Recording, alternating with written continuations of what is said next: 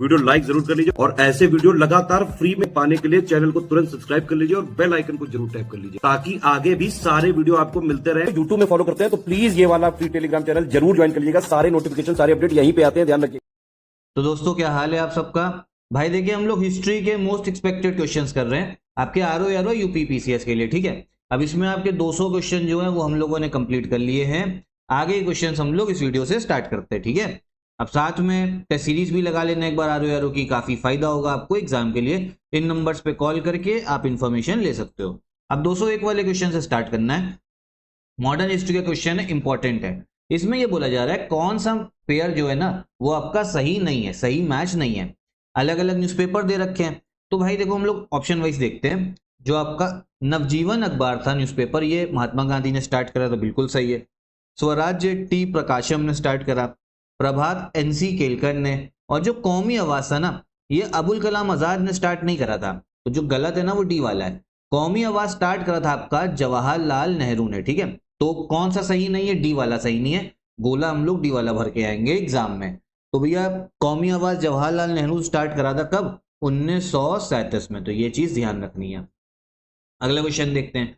इसमें भी हमें मैच करना है, अलग अलग न्यूज़पेपर की ही बात हो रही है इसमें। तो जो न्यूज़पेपर टॉपिक है ना आपका मॉडर्न हिस्ट्री में, कि कौन से न्यूज़पेपर का संपादक पब्लिशर कौन था, कौन सा अखबार कौन सी भाषा में था, ये सब इंपॉर्टेंट है हमारे लिए।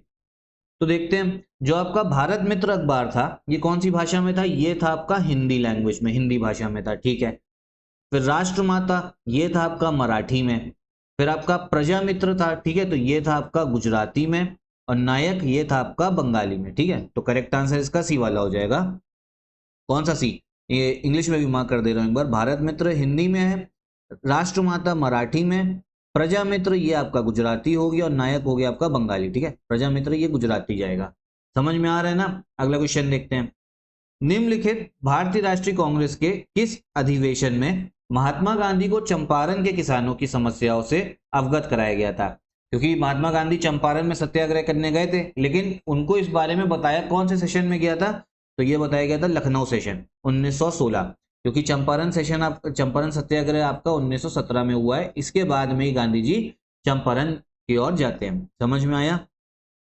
अगला क्वेश्चन देखो। सुभाष चंद्र बोस ने स्वतंत्र भारत की अंतरिम सरकार की स्थापना की घोषणा कर दी थी, ठीक है। मतलब सुभाष चंद्र बोस ने इंटरिम गवर्नमेंट यह बता दिया था कि हम बनाने जा रहे हैं। तो ये कौन सी डेट को घोषणा करी थी। अब देखो डेट जो है ना, डेट इंपॉर्टेंट होती है, डेट से ही क्वेश्चन आ जाता है।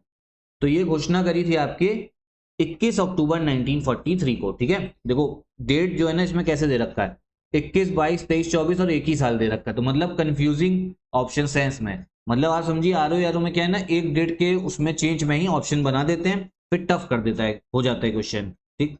अगला क्वेश्चन देखो। भारतीय राष्ट्रवाद का जनक किसे माना जाता है, फादर ऑफ इंडियन नेशनलिज्म। तो ये बाल गंगाधर तिलक को हम लोग मानते हैं, ठीक है। क्या, हमारे भारतीय राष्ट्रवाद के जनक, ठीक। आगे देखो। निम्नलिखित में से किसने काल्पनिक वैज्ञानिक उपकरणों पर पुस्तक लिखी है, ठीक है, इमेजिनरी साइंटिफिक इंस्ट्रूमेंट्स पे, तो ये लिखी है आपके भोज ने। फिर आइए, the third Anglo Maratha war is related to, तृतीय आंग्ल मराठा युद्ध संबंधित है किससे, तो ये आपका रिलेटेड है लॉर्ड हास्टिंग से, ठीक है, लॉर्ड हास्टिंग से। अब देखो थर्ड आपकी जो एंग्लो मराठा वॉर है ये हुई है आपकी 1817 से लेके 1818 तक, ठीक है। और इसमें अंग्रेजों ने भैया विजय प्राप्त कर ली थी। 3 टोटल वॉर हुई हैं अंग्रेजों के बीच में, किसके किसके बीच में, अंग्रेजों के बीच में और आपके मराठाओं के बीच में, ठीक है। फिर आइए, सिख राज्य का अंतिम राजा कौन थे, last king of Sikh kingdom, तो ये थे आपके दिलीप सिंह।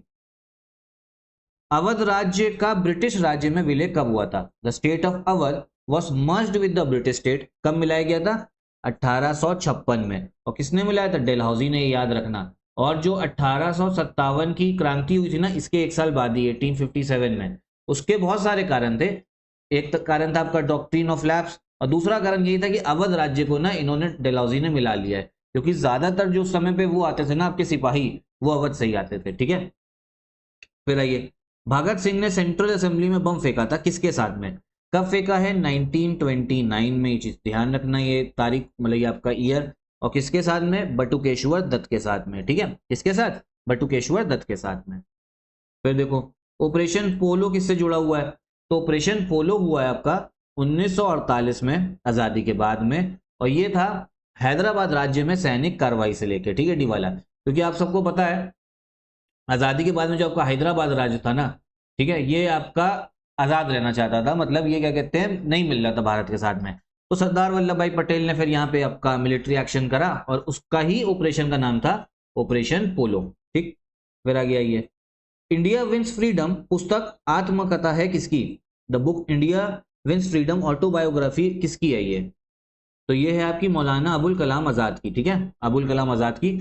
ऑटोबायोग्राफी क्या होता है? जो इंसान खुद लिखता है, ठीक है, मतलब अपना जीवित रहते हुए खुद लिख देता है। बायोग्राफी क्या होता है? उसकी कोई और भैया कहानी लिखता है।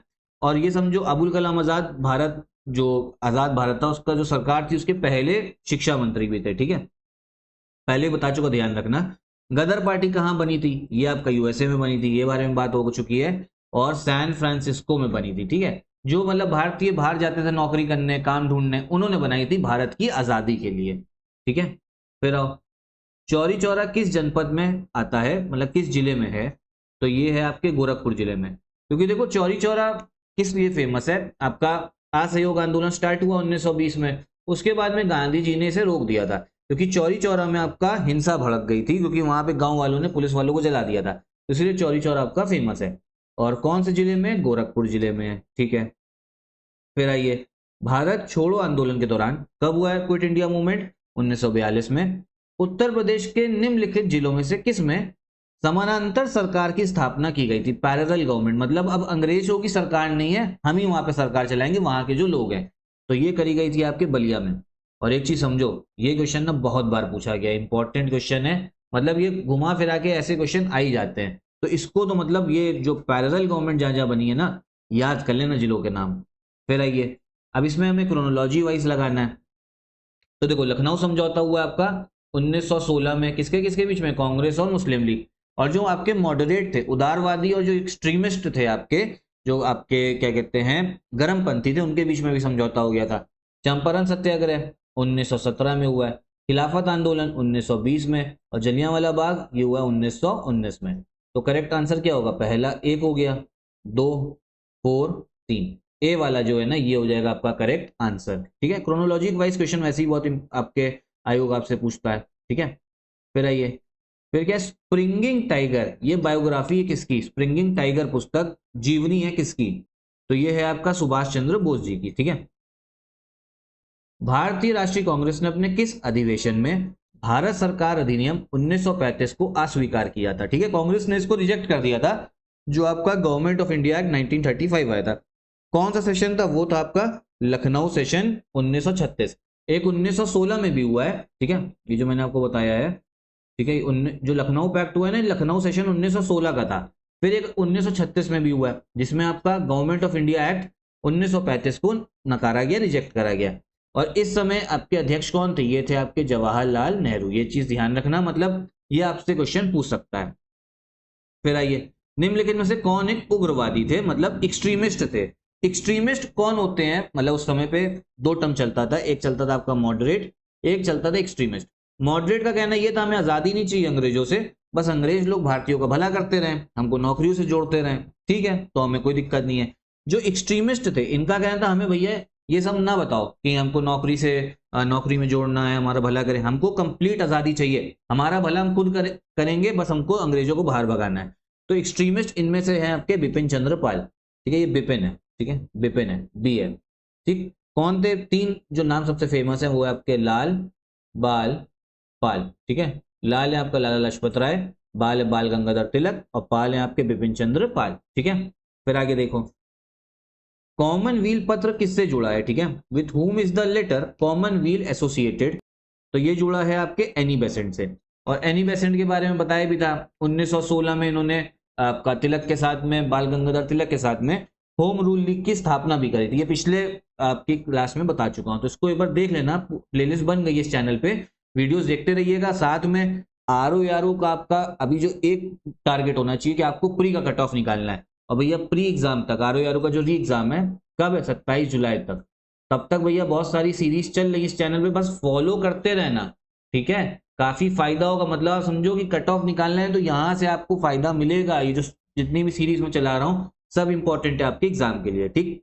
साथ में अगर यूपीपीसीएस की तैयारी भी आप कर रहे हो तो उसका पेड ग्रुप जो है वो भी स्टार्ट हो गया है, स्टडी फॉर सिविल सर्विसेज का, यूपीपीसीएस 2025 का, और 2026 यूपीपीसीएस का भी स्टार्ट हो चुका है, तो वो भी आप ज्वाइन कर सकते हो इन नंबर्स पे कॉल करके, ठीक है। तो यहीं पे वीडियो खत्म करते हैं हम लोग। नमस्कार।